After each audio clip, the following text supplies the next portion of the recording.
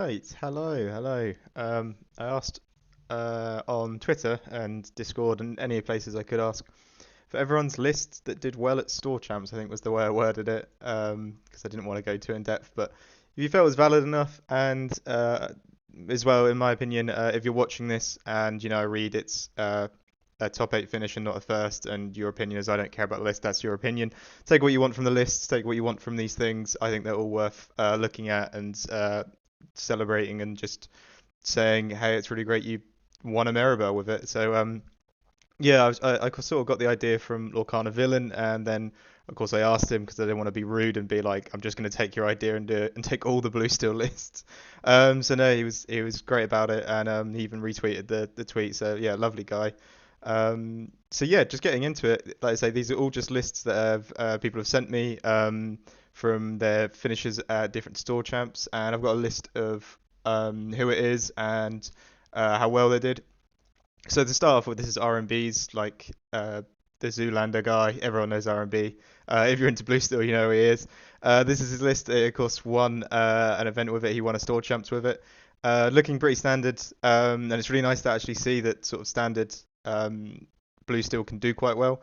The only interesting thing I'd say in there is there's one broom, two Argus, and he has said that it was mainly just so he had more than one, he had more answers for Diablo as he was expecting it, but then on the day didn't actually play into one Diablo, one GS sort of deck, or didn't see any on the board. So there's that thing of overpairing because in this build you'd have four answers with two Babooms, Father Cannons, and Magic Broom.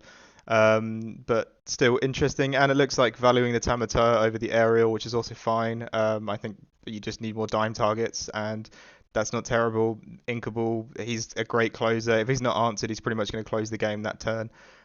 So yeah, awesome list, and like I say, it's very good to see kind of a standardy. Another interesting is probably the two visions, but in my opinion, one to two visions is probably going to be quite common in Blue Steel lists. I think going forward, just as it allows you to get the whole new world or whatever you really need, or a aerial or a dime or a Tamatel to finish the game off a lot easier. So I don't think that's a completely alien card to see in these lists right now.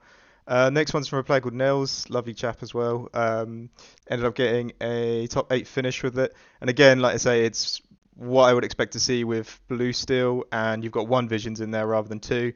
Merlin's Cottage is still lingering around. I don't even know if Lamb's still playing Merlin's Cottage anymore, but it's actually quite interesting to see it around, and it'll be quite cool when we do regionals.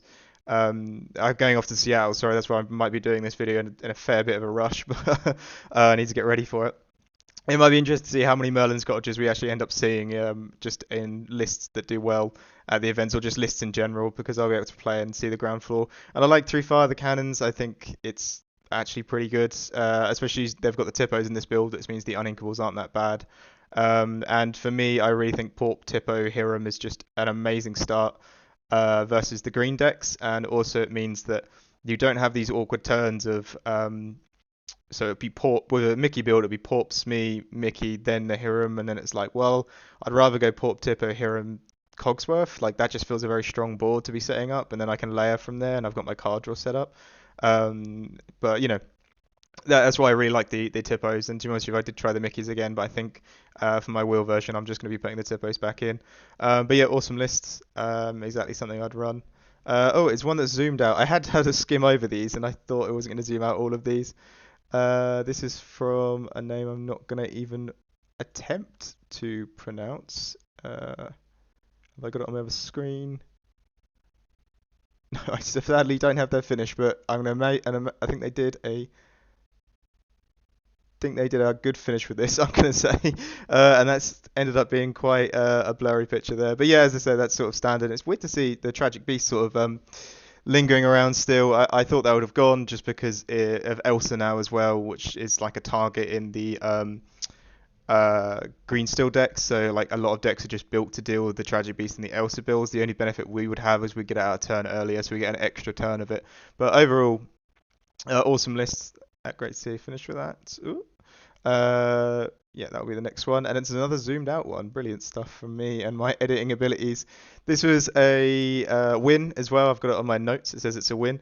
And I like this Tinkerbell. A lot of people are saying that's just like winning them so many games so early on, and I think it must do. I think it's probably really cool, especially if you could go Porp Tippo Tinkerbell, and then you can maybe shift the next turn.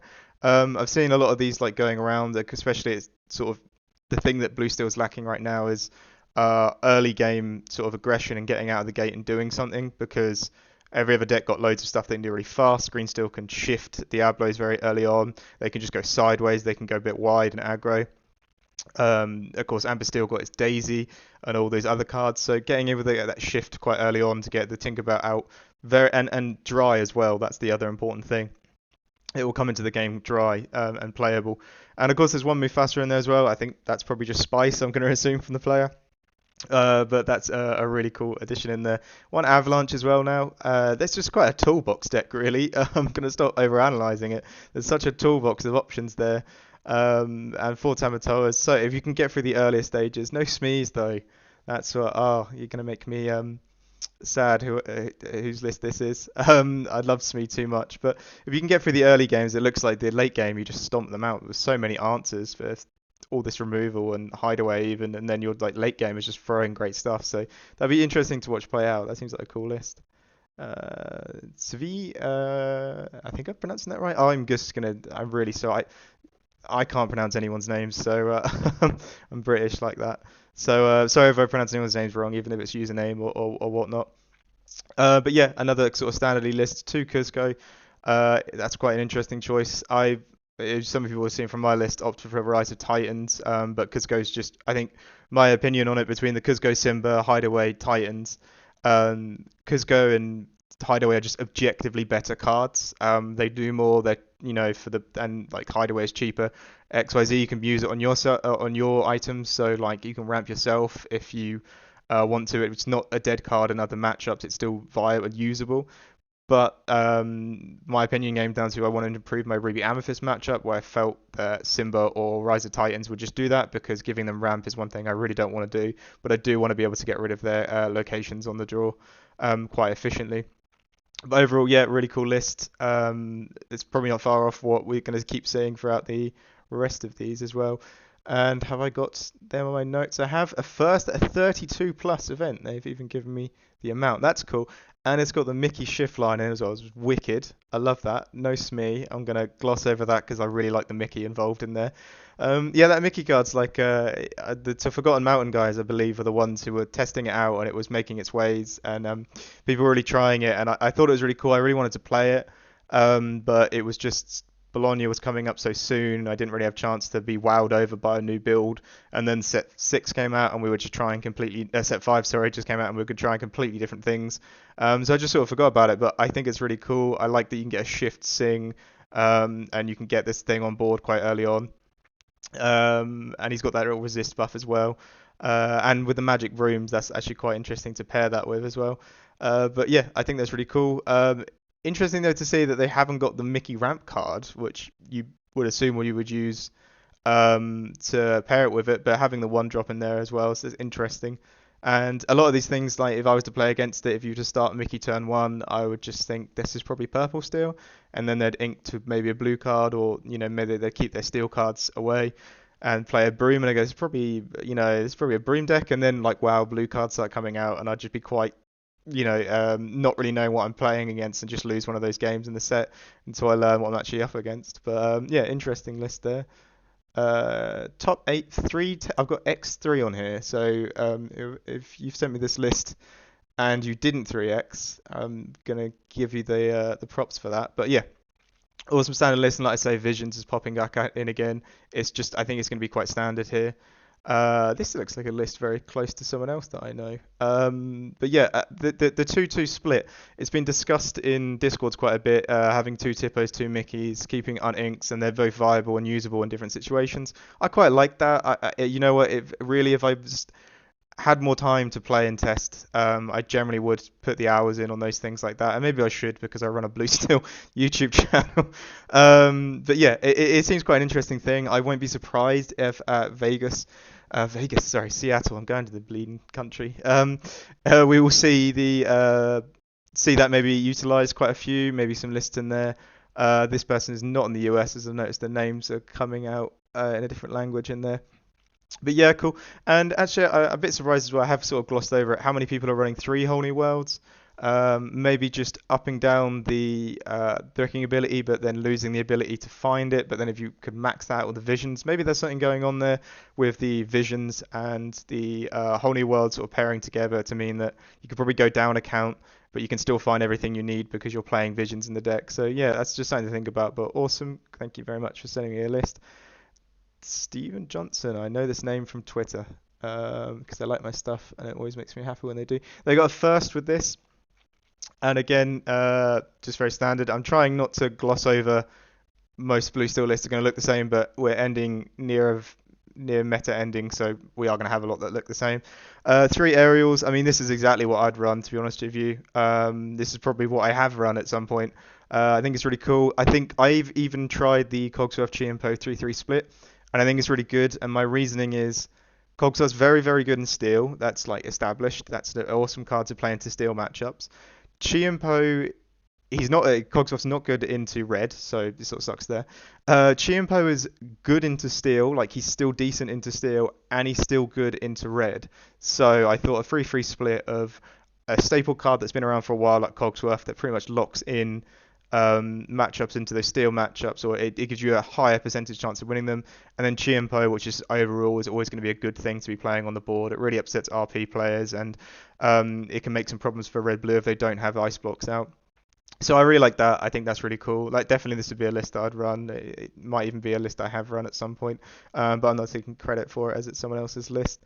Two Captain Hooks in there as well. I actually, to be honest with you, the amount of aggression, the amount of like merfolk flinning has been happening to me against red green decks. It feels like two Captain Hook isn't insanely unviable. I actually quite like that. So yeah, that's just another interesting list as well, and great job for getting the first. And do I have you on my list? I do. Second at a 22-man event. Yeah, really cool. Big Simbas as well. That's awesome. And this is just a no-wheel list. Not just a no-wheel list. This is a great no-wheel list. That's really cool. I was trying the Arthur over the Hades. It was originally because I didn't have three Hades, but I actually generally found him being quite impactful. Like against ward characters was really cool. Like you could get through the muses. Most of the time you don't really care about the muses, they won't be bouncing much, but against yellow green you just don't want them having set up loads of singers. And of course you don't ramp them, and if you have a Tinkerbell, you know, you can do on attack effects, which is just awesome. Even with the Simba, if you somehow got to a point where you could play both at the same, play one after the other, that's really cool. Simba, yeah, I've been trying him in no wheel because I think in no wheel using sort of action stuff it's been quite fairly limited. Visions is just insane for scrying, so you keep that in. Fire the cannons, you keep it two because if your whole deck is just throwing out cheap actions like Fire the Cannons, Rise of Titans, you end up just having no hand economy, and you're actually quite losing the game just because you're throwing your hand out there and you're not going to refill it with a wheel. So yeah, I quite like the look of this list, and yeah, that's why the Broom is usually used in No Wheel a lot more because it's going to deal with Diablo and it's going to be a body on the board when it doesn't need to be. So yeah, awesome list there as well. Congratulations, second Mirabelle challenge. Yo soy Devon. Have I got you on the list? Top four at two events. Yeah, they gave me two lists. Yes, I knew someone gave me two lists. We're going to start with this one because this one's spicy. Sisu, I think that was a card I remember when it came out. Like every blue player was like, "We got to make this card work. It's so cool." And yeah, it is really cool. This is such a toolbox list there as well. There's so much in there. Gaston back in there as well, and the Hercules, like both cards that sadly just never seem to make the mark. And I think they are amazing cards, and I think a lot of the time it is comfort that means they won't make the lists. And I'm just gonna say awesome list. Loads of great stuff in there, but it's just a point I want to make about something. I think there's a loads of great cards in blue steel that just don't make the list because of people's comforts. Chiempo took a long time to make it into the list, but Chiempo was very good, and it was mainly because he just didn't quest for two, and I was one of the big culprits of saying that. Ariel was around in the last set, but we never really played her because we stayed to Bell and Bell and Tamatoa. But the people who were using Ariel really getting a lot of advantage from using that card. So I think when you see a list like this, when they're trying different cards out, like Sisu's, Gaston's, and Hercules, you can never say they're bad cards. And if you feel comfortable in playing them, like definitely really do. I think they bring a lot of value to the game. Um, The only thing I find interesting is the tragic beasts that are still sticking around, and I'd like to see like how people are performing with them, and maybe in the comments if you could let me know how well they've performed from you if you've covered one of your lists, because or you've just played a tragic beast in one of your events, because it just feels like in this environment where Elsa's so prevalent, the 5-drop Elsa, of course on top of that you have all the steel removal, all the red removal are all still there. It feels like he has such a target painted on his back, he's not going to get much. And then as soon as he's turned sideways, he's just easily dealt with. But yeah, it's interesting to see the cards still stick around. And this was his other top four list, and again the Tinkerbell in there is very nice. I believe there are certain regions in Europe that are just really big on the Tinkerbell.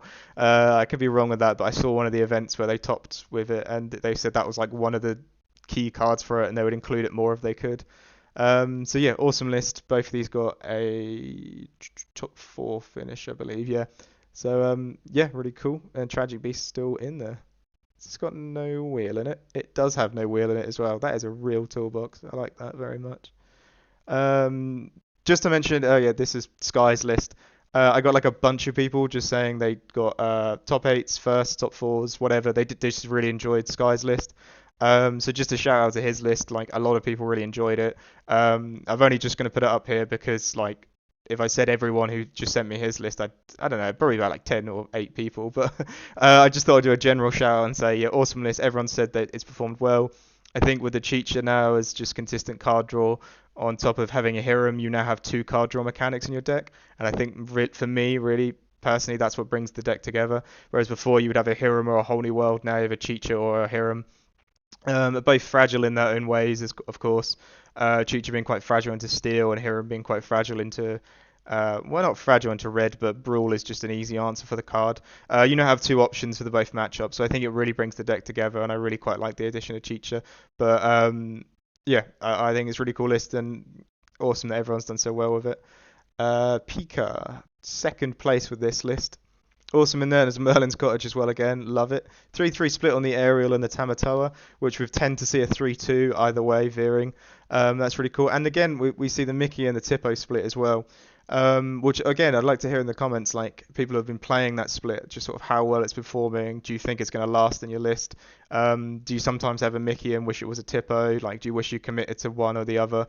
Because a lot of the Blue Steel players they talked to said you kind of want to commit to your alternate ramp option, so you know how to play the rest of your turn. So that means that like for the majority of the time, all the ramp is locked in at turn 3. So you're either going to be Fishbone Penny or Mickey Mouse, which means you know your turn 1, 2, and above you can do things with. But with this one, it's like if you draw the Tippo, will you change your play up completely or will you not? For me, I'm always fine with you can just Tippo on 3 and like take the 1 less health that you get from the Tippo is fine. It's just to let the Storm Rage on target, I suppose, but you know it's fine. So I'm fine with that. I think you don't have to massively change up your lines. You can just play it on the turn 3 instead. But yeah, awesome list, very good finish as well, and very standard. Again, Merlin's Cottage as well. That's another one. If you could let me know how well that was performing for you. Blooper. A top 8 finish on this, and it's nice to see that Zeus is still hanging around. In sort of my opinion, sort of Zeus wasn't clearing enough things, it wasn't doing enough for me. But to be honest with you, the amount of locations that are around, and it could also be used in it's not a location answer that's only dealt with locations. Like if you have Smee on board and you have a Zeus and use Zeus Smee, you kill a location, but then you can also use a Zeus on anything. The only issue is with all this emerald around, putting uninkable songs into my deck probably is not something I'm really excited for, and the odds of me singing that are quite low, as it would only really be Hiram. But overall, yeah, really cool list. Varying the Tamatoa over the Aerial again, which again I think is fine. There's no real debate on that. It's which one you prefer. Should be the thing, and there's a lot of things with Blue Steel, especially when you look at all these lists with the minor changes. Sometimes Blue Steel players get lost in the sauce, and we'll sort of argue over little things like which one's better, this, that, or these variables. And it's like honestly, whichever one you're comfortable with. You know, all these lists, like I say, have performed well, and they're varying. Some have no wheels in them, some have wheels in them, some have no Zeuses in them. You know, some don't have any Tippo, some have Mickey, so it really is how you feel comfortable with the list, in my opinion. Of course, top tier TCG players will tell will tell me otherwise and say is there is always going to be the most optimal list, and do you know what? There probably is going to be the most optimal list, but the way that Lorcana's environment is, I believe, comfort is very good because the way the game's designed is on the play right now, you're pretty much always going to win that matchup, or you're going to have such a hot, a strong chance to win on it. And on the draw, you have to fight for that, and hopefully they brick. But the key part of Lorcana, in my opinion, is learning how to win a game when your deck doesn't perform the way it should be performing. So not just for blue steel when you miss ramp and you don't get to do the whole new world and you don't get to do the dime and stuff like that. It's how do you find the wins in the other ways. And that's the same for every deck, you know, Ruby, like Amethyst, if you don't get the bounce package off, like how are you going to find the, you're probably going to lose, but you know what I mean? With the, you know, Amber Steel, like how are you going to get it if you don't wheel? How are you going to find the win? So definitely comfort comes into that factor, I think, for sure. But yeah, awesome list here. Just went on a massive tangent, but that's sort of what I do here apparently. And Shawnzor. Do I have you on my list, Shawnzor? I do. Top four, one law away from finals as well. I've got written down there. And this, I like a lot of things in here. Because you're a lovely viewer, I hope. Or you don't like me. I'm going to not comment about this too much. I just don't particularly think Great Stone Dragon is fast enough for Blue Steel. Maybe if you got it down early and then you got a couple wheels in, it'll be very good. But right now, I think as it comes in exerted and it takes a little while to build up, it's really a Ruby Sapphire card. But you know, top four, one law away. I can't argue with that. And again, the list. I think if you change that back to a quill, it's looking very similar to a lot of the other lists we've seen. And the Merlin's Cottage in there as well. And yeah, I like to say, I'm not going to call Vision a staple yet, but it's like 90% a staple, I think, for Blue Steel. It's in so many lists and it's popping up so many times. Max JB9. Do I have you down? This is a win.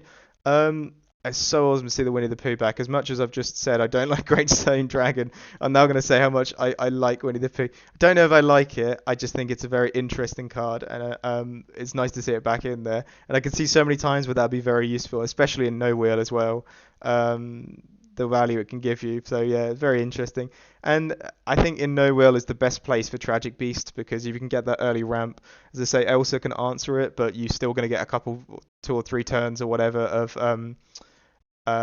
drawing cards. I mean, before it was they had to get to 6 to answer it, but now they only have to get to 5 to answer it, so they won't be far off even if you take the ramp. But I still think it's pretty cool. And if you compare it with a Cheater and a Beast and force them to use removal, like force them to play an Elsa, that's really good. Like you're going to get so much value because it's basically going to force them to use a play a 2/5 on that turn and then trade stuff into a Beast whilst you're still up on card draw. So yeah, I think this is really cool. One Hades in there, but 3 Let It Goes. That's awesome as well. That's so much top end removal, and then just throw Tamatoas at them. I really like that. There's a lot I like in this list. There's a lot of spice as well that I like. So good job. Lamb is really a goat. Justin Mott. I'm going to assume that's referring to Lamb, who is very much a goat. Top 8 at a 38 man event. Awesome. 3 Let It Goes, but then again, I think this list is very close to what we've seen from a lot of the other lists. I think I would even go to playing 3 Fire the Cannons as you've got the Tippos in there, but the unink count must be just really good in this list. Especially there's only 2 arrows as well. It must be down to like 12 or something, or 12 or 13. But awesome list, yeah, and that's really good for a 38 man event as well for Blue Steel to run quite smoothly. It requires you have quite a good day of Lorcana, I think. Gilled Bumbler. That's a top 8 finish, and it is an Aurora version, which is a card that I don't know. It was after Bologna I came back and like people weren't particularly happy with how well. There was one chap who was happy, which was Lamb, and he should be because he did very well. But the rest of the community was a bit shell shocked. Like we knew we were going to drop down in the rankings and drop down in the tiers. But we didn't think we'd drop down this far, and we just didn't perform as well. And there was loads of people saying we need to switch things up. Merlin was thrown in there, and I'm very grateful that was dropped because it was like, hold on, now you have to shove a Merlin shift target in there, and it was like 6 to 8 cards of your deck was now taken by trying to make Merlin work. So I was glad that was dropped. The Aurora's been added in. I think as a one-off, that's kind of cool if you can find the room for it. Honestly, I wouldn't commit too much to it. A lot of the players I know that have played Aurora in their lists end up saying she just didn't really come out much, or we never really got to play with her. Forgot to play with her. I think as well, if you could use her with the Tippo into playing her, and then maybe get a Zeus down as well, you probably don't want her exerting too much. But you know, if you can exert and keep her safe, that's pretty cool. She could sing Zeus. So yeah, I think there's definitely some use there, and maybe with these set six cards that are coming out, where it's a lot more like item heavy, she definitely might get some more play. So yeah, really awesome list and really great finish as well there. I think that is the end of them. So we're going to end it with this lovely person's list on the screen. But thank you very much for everyone who sent me their list. That was really nice, and I hope this can be a bit of a shout out. I was trying not to go into critiquing too much because just I thought that'd be quite rude. But thank you very much and I hope you enjoy this video and you could use it maybe for the last weekend of Store Champs.